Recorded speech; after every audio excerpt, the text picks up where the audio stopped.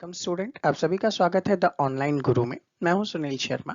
जैसा कि आप सभी जानते हैं, आरआईएमसी देहरादून ने अपने एंट्रेंस एग्जामिनेशन का फाइनली एग्जाम डेट अनाउंस कर दिया है। तो इसी एग्जाम डेट के अकॉर्डिंग अब यहाँ पे आप लोगों के लिए करंट अफेयर्स के रिवीजन एमसीक्यू में लेकर आ चुका हूँ। आज का हमारा सेशन नंबर 3 है। इसके पहले सेशन नंबर 1 आ चुके हैं और इसके बाद भी आने वाले सेशंस को देखने के लिए आप नीचे डिस्क्रिप्शन बॉक्स में इन सभी के लिंक देख सकते हैं। साथ ही साथ चैनल को सब्सक्राइब कर लीजिएगा ताकि आपको इजीली ये सारी चीजें मिल सकें। तो आज का सेशन स्टार्ट करने से पहले मैं आप लोगों को बता देना चाहूंगा, करंट अफेयर्स से रिलेटेड हमारा एक पेड बैच भी अवेलेबल है, जिसमें आप हमारे ऐप के ऊपर पर्टिकुलर लर्निंग करने वाले हैं। यहाँ पे 300 एंड अबव करंट अफेयर्स के इंपॉर्टेंट एमसीक्यू मिलेंगे। इन सभी का पीडीएफ और वीडियो सॉल्यूशन भी आप लोगों को मिलेगा जस्ट ओनली इन 500 रुपीज। ठीक है, अगर आप इसमें एनरोल करना चाहते हैं तो इस व्हाट्सएप नंबर पे मुझे मैसेज ड्रॉप कर सकते हैं। देखिए, आज का क्वेश्चन है पहला, which Indian grabbed the highest rank. ठीक है, which Indian has grabbed the highest rank in India the Forbes ranking of 100 most powerful women in the world. ठीक है, तो फोर्ब्स की 100 most powerful women in the world की ranking में किस Indian female ने यहाँ पे रैंक हासिल की है। तो देखिए, यहाँ पे आपका जो करेक्ट आंसर है वो निर्मला सीतारमन है। ठीक है, ये यूनियन फाइनेंस मिनिस्टर थी निर्मला सीतारमन जी। इनकी जो रैंक आई है यहाँ पे 41st आई है फोर्ब्स की लिस्टिंग के अंदर। ठीक है, तो ये आप लोगों के लिए इंपॉर्टेंट होगा। जबकि इस रैंक के अंदर फर्स्ट कौन आई है, तो जर्मनी की चांसलर जो है एंजेला मर्केल। ठीक है, एंजेला मर्केल जो है वो यहाँ पे फर्स्ट प्लेस के अंदर आई है। इनको भी आप लोग यहाँ पे याद रखिएगा। Which country rolled out the first vaccine in the world. किस कंट्री ने पहला कोविड-19 का वैक्सीन जो है वो स्टार्ट किया था। तो देखिए, यूनाइटेड किंगडम आपका यहाँ पे आंसर होने वाला है। ठीक है, यूनाइटेड किंगडम ने जो वैक्सीन डेवलप की थी फाइजर कंपनी की। ठीक है, और इनके साथ था बायोटेक। ठीक है, बायोटेक, इन दोनों कंपनी की जो वैक्सीन थी उसको यहाँ पे अप्रूवल दे दिया था। और ये जो दो वैक्सीन दिए जाएंगे ये 21 डेज के डिफरेंस से यहाँ पे दिए जाते हैं। ठीक है, तो बेसिकली पहला वैक्सीन जो है इशू करने वाला कौन सी कंपनी थी, तो फाइजर और बायोटेक था। कहाँ इन्हें अप्रूवल मिला था, तो यूनाइटेड किंगडम में मिला था। तो पहली कंट्री जिसने किसी वैक्सीन को अप्रूव किया था वो कंट्री कौन है, यूनाइटेड किंगडम है। नेक्स्ट एक स्पोर्ट का नाम लिया जा रहा है कलारी पयत्तू। ठीक है, which was seen in the news recently is a famous game orienting from which state. India के किस स्टेट से रिलेटेड है। तो देखिएगा, रिसेंटली क्या हुआ, खेलो इंडिया यूथ गेम्स। ठीक है, खेलो इंडिया यूथ गेम्स 2021 का शेड्यूल हुआ हरियाणा के अंदर। इनमें 4 नए गेम्स को इंक्लूड किए गए। ठीक है, एक गेम का नाम है कतका, दूसरे का नाम है कलारी पयत्तू, तीसरे का नाम है यहाँ पे थांग ता, और फोर्थ का नाम है यहाँ पे मल्ल खंबा। ठीक है, इन सभी को यहाँ पे इंक्लूड किया गया। इन फ्यूचर ये भी कहा गया कि योगासना को भी इसमें ऐड किया जाएगा। तो अब ये जो कलारी पयत्तू है, ठीक है, कलारी पयत्तू जो है वो केरला से रिलेटेड है। तो यहाँ पे आपका करेक्ट आंसर क्या हो जाएगा, केरला हो जाएगा। जबकि बाकी की अगर हम लोग बात करें तो देखिए, जो मलखंब है ये कहाँ पे फेमस है, तो मध्य प्रदेश के अंदर फेमस है और महाराष्ट्र के अंदर फेमस है। जबकि गतका जो है ये कहाँ पे, पंजाब के अंदर फेमस है।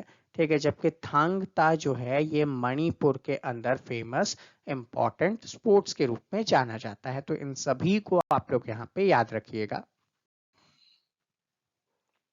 यहाँ पे आपसे पूछा जा रहा है किसकी बर्थ एनिवर्सरी को हम लोग as a good governance day के रूप में सेलिब्रेट करते हैं। तो देखिए, आपका आंसर होगा अटल बिहारी वाजपेयी। ठीक है, ये इंडिया के फॉर्मर प्राइम मिनिस्टर रह चुके हैं।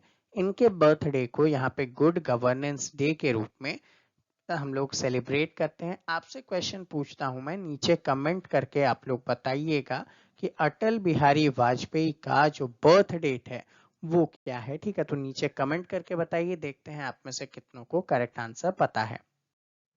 इंडिया का पहला लिथियम की रिफाइनरी किस इंडियन स्टेट में स्टैब्लिश की जाएगी? तो देखिए आपका जो करेक्ट आंसर होगा वो गुजरात के अंदर स्टैब्लिश किया जाएगा। ठीक है, अब बेसिकली लिथियम जो है वो क्यों इंपॉर्टेंट होता है उसके बारे में जान लेते हैं। ठीक है, तो देखिए आप लोगों ने बैटरीज वगैरह के बारे में सुना होगा जो लिथियम से बनती है। ठीक है, आपके लिथियम आयन बैटरीज होती है मोबाइल्स वगैरह के अंदर भी। तो उन बैटरी के लिए इंपॉर्टेंट कंपोनेंट क्या है? लिथियम। और लिथियम की रिफाइनरिंग करने के लिए यहाँ पे हम लोग क्या कर रहे हैं? गुजरात के अंदर रिफाइनरी लगाई जा रही है। किस कंपनी के तरफ से गुजरात में ये लगाया जा रहा है? तो आप लोग ये भी याद रख लीजिएगा, मणिकरण पावर। ठीक है, मणिकरण पावर जो है उस कंपनी के थ्रू यहाँ पे गुजरात में लिथियम की रिफाइनरी जो है वो लगाई जा रही है। अब उस लिथियम को जो कि इंडिया में बहुत कम मिलता है, ठीक है, तो ऐसे में रिफाइनिंग आप कहाँ से करोगे? तो इसका जो लिथियम का ओर है वो हम लोग ऑस्ट्रेलिया से लेकर आएंगे। ठीक है, और उसे फिर यहाँ पे गुजरात के अंदर रिफाइनिंग करते हुए बैटरीज वगैरह जनरेट करने में हेल्प करेंगे। पहला खेलो इंडिया स्पोर्ट्स स्कूल, ठीक है, of the north eastern India कहाँ पे सिचुएटेड है? ठीक है, किस सिटी के अंदर सिचुएटेड है? तो देखिए शिलोंग जो है ये आपका करेक्ट आंसर हो जाएगा। Union minister for youth affairs और स्पोर्ट्स जो थे किरण रिजिजू, ठीक है, किरण रिजिजू, इन्होंने क्या किया था? अनाउंस किया था असम राइफल स्कूल को। ठीक है, असम राइफल पब्लिक स्कूल जो कि कहाँ है? शिलोंग के अंदर है, उसे सिलेक्ट किया था नॉर्थ ईस्टर्न इंडिया के पहले खेलो इंडिया स्पोर्ट्स के रूप में। ठीक है, तो ये जो पर्टिकुलर स्कूल है ये जाना जाएगा यहाँ पे गवर्नमेंट एक्सपेंसेस से एथलीट्स वगैरह की ट्रेनिंग के लिए। Who is the author of the book जिसका टाइटल है the making of Aadhaar world's largest identity platform? ठीक है, तो राम सेवक शर्मा ने यहाँ पे, जो कि फर्स्ट डायरेक्टर जनरल थे आधार से रिलेटेड जो ऑर्गेनाइजेशन है UIDAI के, ठीक है, इसका फुल फॉर्म क्या है? तो आप लोग बताएंगे unique identification development authority of India. ठीक है, तो unique identification development authority of India के जो फर्स्ट डायरेक्टर जनरल थे राम सेवक शर्मा, इन्होंने अपनी एक बुक लिखी the making of Aadhaar world's largest identity platform. ठीक है, अब आधार कार्ड के बारे में आप सभी जानते हैं, तो आपसे एक क्वेश्चन पूछूंगा मैं यहाँ पे कि आधार कार्ड में कितने डिजिट का आपका यूनिक कोड होता है? ठीक है, कितने डिजिट का आपका आधार कोड होता है? तो यहाँ पे कमेंट करके बताइए कि कितने डिजिट का आपका यूनिक आइडेंटिफिकेशन नंबर होता है।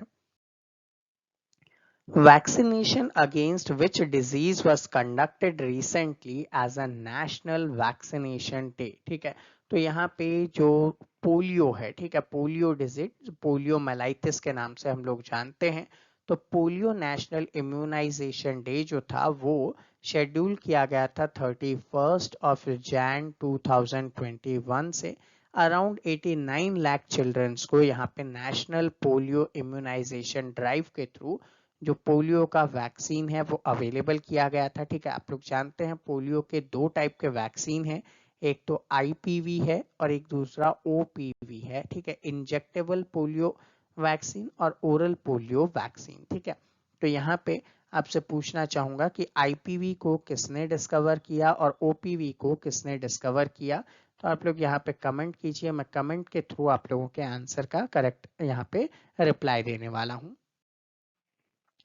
सेंट्रल विस्टा एवेन्यू का जो रीडेवलपमेंट प्रोजेक्ट है इसे has been awarded to which company, यानी कि कौन सी कंपनी जो है वो इसके लिए काम करने वाली है?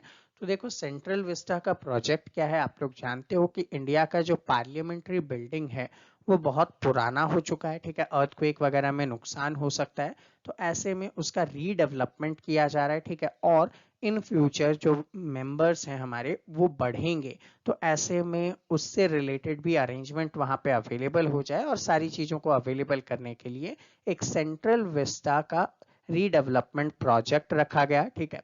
अब ये जो रीडेवलपमेंट प्रोजेक्ट होगा ये 2022 तक कंप्लीट होगा, 608 करोड़ रुपीस के समथिंग इसमें खर्च किए जाएंगे, ठीक है। अब इसको बनाने का, रीडेवलपमेंट करने का जो काम है वो अहमदाबाद के सपूरजी पैलॉन्जी एंड कंपनी को पर्टिकुलर इसका वर्क दिया गया है, तो सपूरजी पैलॉन्जी कंपनी जो है आपके लिए इंपॉर्टेंट होगा। What is the name of made in India alternative of Twitter? ठीक है, अब यहाँ पे आप लोगों ने देखा कि ट्विटर की तरफ से बहुत सारी चीजों को फेक न्यूज और गुड न्यूज में कैटेगराइज किया जा रहा था, जो कि बिल्कुल गलत था, क्योंकि Twitter is not a investigating agency, वो कैसे कह सकता है कि कोई चीज सही या गलत है। तो ऐसे में गवर्नमेंट की तरफ से इस पे दबाव डाला गया था रूल्स को मानने के लिए, लेकिन ट्विटर उस टाइम तक रूल्स को मानने को तैयार नहीं था, तो ऐसे में एक मेड इन इंडिया अल्टरनेटिव भी आया था ट्विटर का, जो कि कू के नाम से फेमस था, ठीक है। तो यहाँ पे आपका जो आंसर होगा वो कू है। तो स्टूडेंट ये था हमारा आज का सेशन, आई होप आप सभी को इजीली समझ में आया होगा, ठीक है। वीडियो को लाइक और शेयर जरूर कीजिएगा, और ऐसे ही सेशंस देखने के लिए हमारे चैनल को सब्सक्राइब कीजिएगा।